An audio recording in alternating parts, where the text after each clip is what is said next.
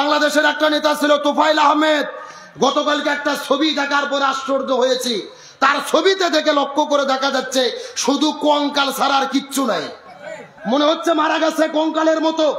যদিও এগুলো দেখে হাসি তামাশা করি না, তবে শিক্ষার জন্য বলি, ইসলামের বিরুদ্ধে যারা লাগে দুনিয়াতেই আল্লাহ তাদেরকে ফিরাউনের মতো কঙ্কাল বানাইয়া দেয়। আরে মাহফিল থেকে পালিয়ে যায় যারা স্বৈরাচারের দোষর তারা।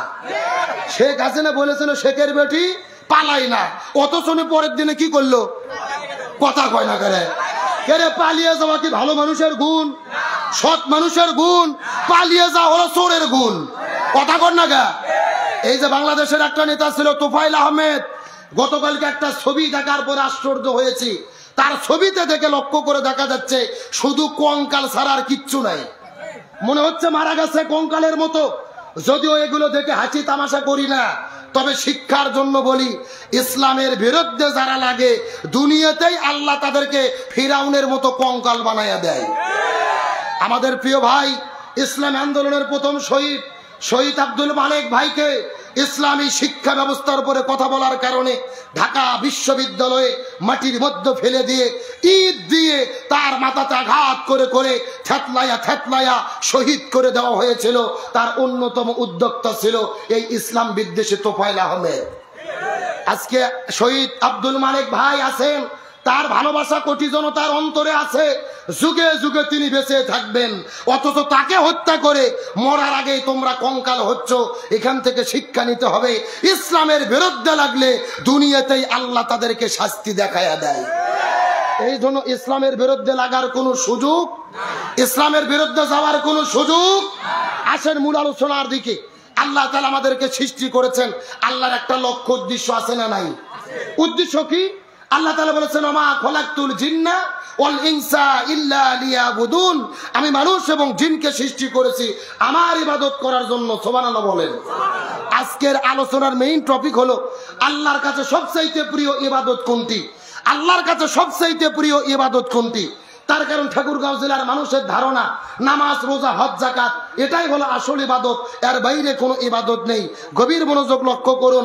নামাজ, রোজা, হজ, যাকাত অবশ্যই ইবাদত, তবে আল্লাহর কাছে সবচাইতে প্রিয় ইবাদত হলো এই জমিনের ভেতরে কোরআন বিজয়ের আন্দোলন করা, ইকামতে দ্বীনের কাজ করা, কোরআন প্রতিষ্ঠার আন্দোলন করা।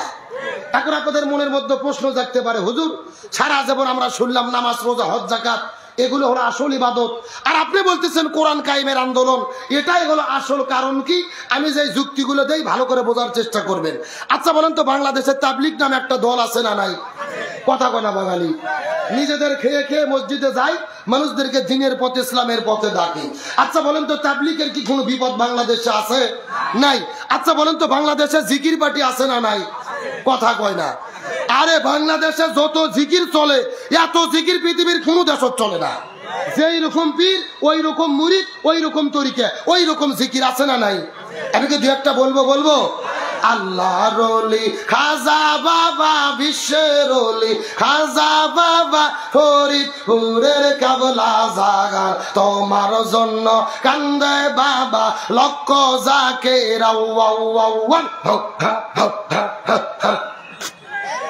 কথা কন।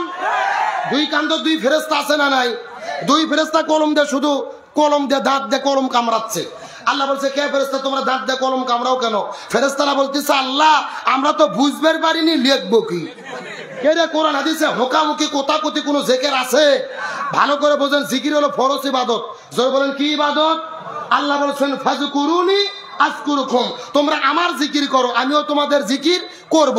তাহলে জিকির যদি ফরজ ইবাদত হয়, রাসূলের তরিকা মতো করার দরকার আছে না নাই?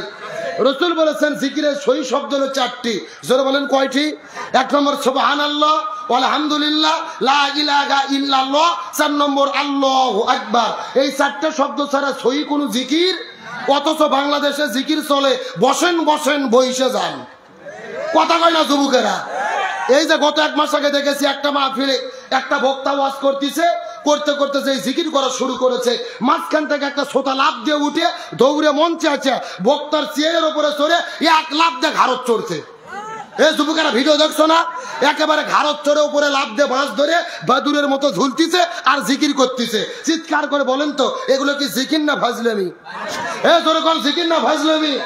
আমার তো মনে বলে এদের এই সমস্ত ফাজলামি দেখে হিন্দু বৌদ্ধ খ্রিস্টানরা পর্যন্ত আমাদেরকে নিয়ে হাসি ঠাট্টা তামাশা করে।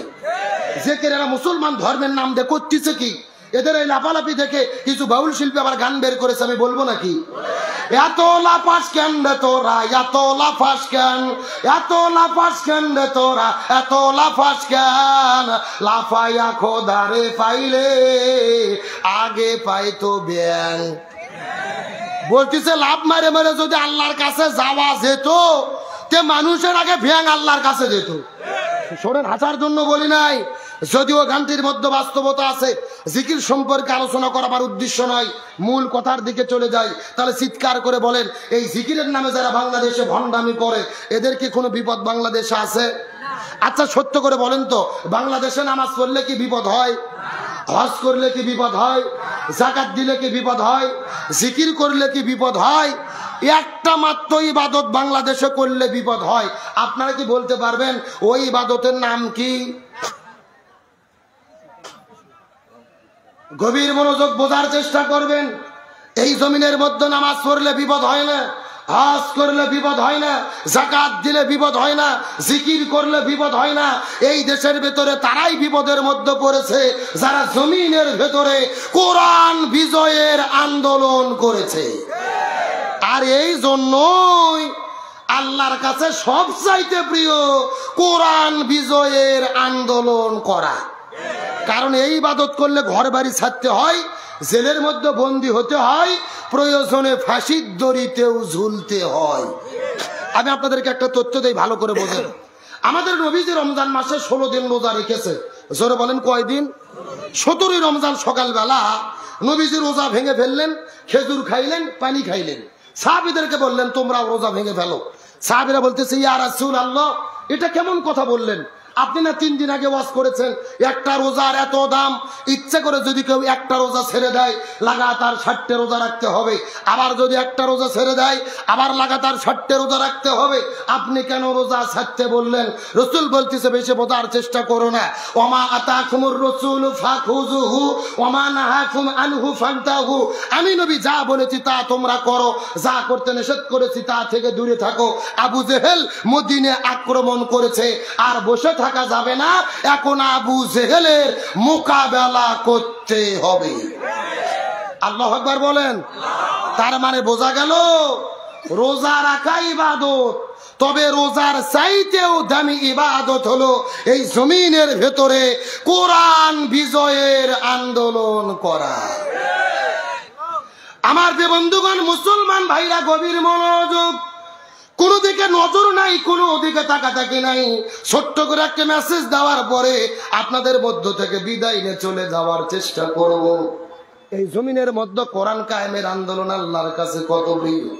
আমার নবীজির চাচা সাহাবী হযরত হানজালা রাদিয়াল্লাহু তাআলা নতুন বিবাহ করার পরে ওই বউটাকে নিয়ে যখন তিনি বাসর ঘরের মধ্যে চলে গেছে, ওই বাসর ঘরের মধ্যে যাওয়ার পরে স্ত্রীর সঙ্গে প্রেম ভালোবাসা মহব্বত চলতেছিল।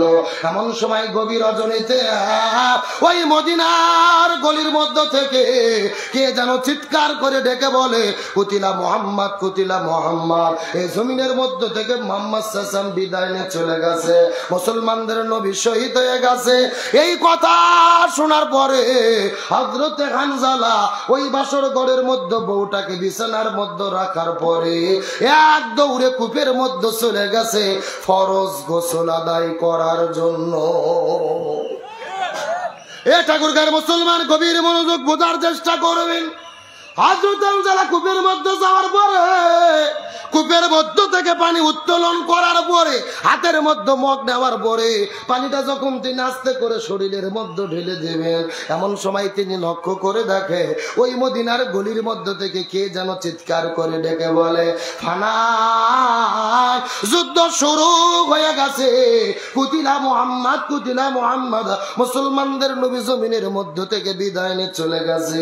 এই কথা শোনার পরে হযরতে হানজালা ওই ফরজ গোসলের পানিগুলো কূপের মধ্যে ফেলে ফেলে দেওয়ার পরে এক দৌড়ে চলে গেলেন বাসর ঘরের ভেতরে, হাতের মধ্যে তরোয়াল নেওয়ার পরে ওই বাসর ঘর থেকে বের হওয়ার পরে এক দৌড়ে যখন তিনি উদের প্রান্তরে দৌড়ে যাওয়া শুরু করে দিলেন, পিছন দিক থেকে তার বিবি হাত টেনে ধরে স্বামীকে ডাক দে, বলে প্রাণের স্বামী আপনি কোথায় যান? হানজালা বলে বিবি রে, উদের প্রান্তরে যুদ্ধ শুরু হয়ে গেছে, আর বসে থাকা যাবে না, মুসলমানদের নবীকে জমিনের মধ্য থেকে বিদায় করে দেওয়া হচ্ছে। বিবি ডাক দে বলে, ওগো প্রাণের স্বামী আপনি যুদ্ধ করতে যাবেন আমার কোনো আপত্তি নাই, উদের ময়দানে যাবেন আমার কোনো আপত্তি নাই, কিন্তু আপনার তো ফরজ গোসল বাকি আছে, আপনি গোসল বাকি রেখে কেমন করে জিহাদের ময়দানে যেতে চাচ্ছেন? আগে আপনি গোসল করেন তারপরে জিহাদের ময়দানে চলে যান। এই কথা শোনার পরে হানজালা বলে, ওগো প্রাণের বিবি আমি যদি এখন গোসল করা শুরু করে আর মুসলমানদের নবী জমিনের মধ্যে থেকে যদি বিদায় নিয়ে চলে যায়, হাসরের ময়দানে আল্লাহ যদি আমার কাছে জিজ্ঞেস করে ডাক দে, বলে রে হানজালা মুসলমানদের নবী শহীদ হয়ে বিদায় না চলে গেল, আর তুমি বাসর ঘরের ভেতরে কেমন করে সময় পার করলা, আমি তখন আল্লাহর কাছে কেমন করে জবাব দেব? লিল্লাহি তাকবীর। এ যুবক ছেলে, কেরা দুইজন দাঁড়াছে কি জন্য? কেরে পেশাব লাগবে বুড়ো মানুষের, যুবক ছেলের কিসের পেশাব? কথা কর না গা। আচ্ছা আমি যদি সভাপতি বলি মুরব্বী আপনি 10 মিনিট ওয়াজ করেন, আমি একটু পেশাব করে আসি, আপনার আমাকে যেতে দেবেন? বক্তার পেশাব না লাগলে শ্রোতার এত কিসের পেশাব? বেশি পেশাব করা লক্ষণ ভালো না, ডায়াবেটিস হবে, আর বাড়ির বউ থাকলে আরো বিপদ। কথা কর না গা। ওটার কোন সুযোগ? এ ঠাকুরগার মুসলমান গভীর মনোযোগ লক্ষ্য করে বোঝার চেষ্টা করবেন।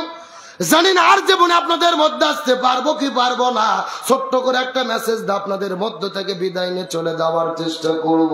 হানজালা ডাক দে বলে, প্রাণের বিবি রে আমি যদি গোসল করা শুরু করি আর মুসলমানদের নবী যদি জিহাদের ময়দানে শহীদ হয়ে যায়, আমি তখন আল্লাহর কাছে কেমন করে জবাব দেব? এই কথা বলার পরে হাতের মধ্যে তরোয়াল নিয়ে হানজালা যখন উদের ময়দানে দৌড়ানো শুরু করে দিলেন, হযরত হানজালা দৌড়াইতে দৌড়াইতে ওদের প্রান্তরে যখন চলে গেছে, ওই জায়গায় যাওয়ার পরে তিনি যুদ্ধ করা শুরু করে দিলেন। কিন্তু যখন হঠাৎ করে ফজরের নামাজের আজান হয়ে গেল, হানজালা ফজর নামাজটা পড়তে পারলেন না। যেহেতু তার ফরজ গোসল বাকি ছিল, একদিকে ফরজ গোসল বাকি আর একদিকে ফজর কাজা জহুর কাজা আসরটাও কাজা করে ফেলেছে। 1 নয় 2 নয় 3 ওয়াক্ত নামাজ কাজা করেছে। জোরে বলেন কয় ওয়াক্ত?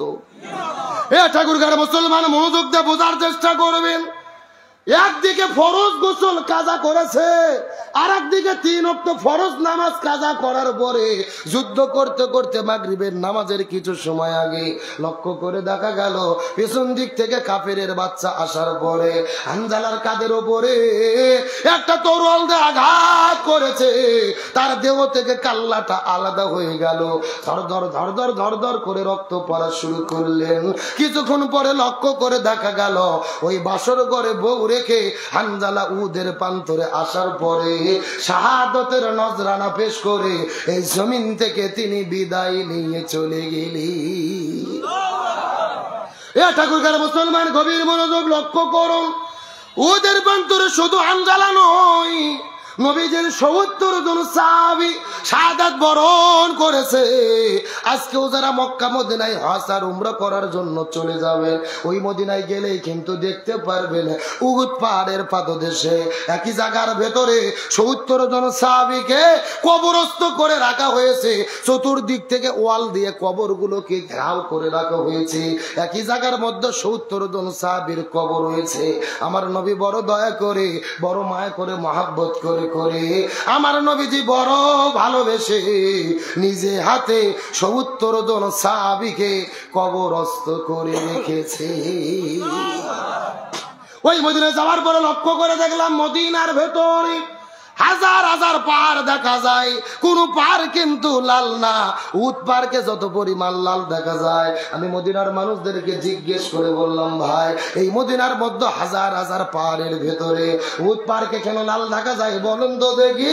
মদিনার মানুষেরা ডাকতে বলে, হুজুর মিথ্যা কথা বলবো না, আমরা কিতাবের মধ্যে পড়েছি, পূর্বপুরুষদের কাছে শুনেছি, আমাদের নবী যুদ্ধ করতে করতে উদের প্রান্তরে যখন চলে গেছে, পিছন দিক থেকে একটা কাফেরের বাচ্চা আসার পরে যখন নবীজির মাথার হেলমেটের মধ্যে আঘাত করেছে, হেলমেটটা দুই ভাগ হয়ে গেল, এক ভাগ নবীজির দাঁতের মধ্যে ঢুকে পড়েছে। নবীজির যখন দন্দন মোবারকটা শহীদ হয়ে গেল, ঝরঝর ঝরঝর ঝরঝর করে যখন রক্ত পড়া শুরু করেছে, একটা ফোঁটা রক্ত যখন জমিনের মধ্যে পড়েছে, পুরো জমিনটা থর থর থর থর থর থর করে কাঁপা শুরু করেছে। আর একটা ফোঁটা রক্ত ওই উট পাহাড়ের নিচে যখন পড়েছে, পুরো উহুদ পাহাড়টা কাঁপতে কাঁপতে কাঁপতে কাঁপতে সাদা আর কালো থেকে লাল আকার ধারণ করেছে। লিল্লাহ তাকবীর। আমি নবী না চিনিলাম কি ভুল করিলাম, আমি নবী না চিনিলাম কি ভুল করিলাম, ভস্মে ঢালিলাম ঘি, মানুষ হইয়া জন্ম লইয়া মানুষের করিলাম কি, আমি মানুষ হইয়া জন্ম লইয়া মানুষের করিলাম কি।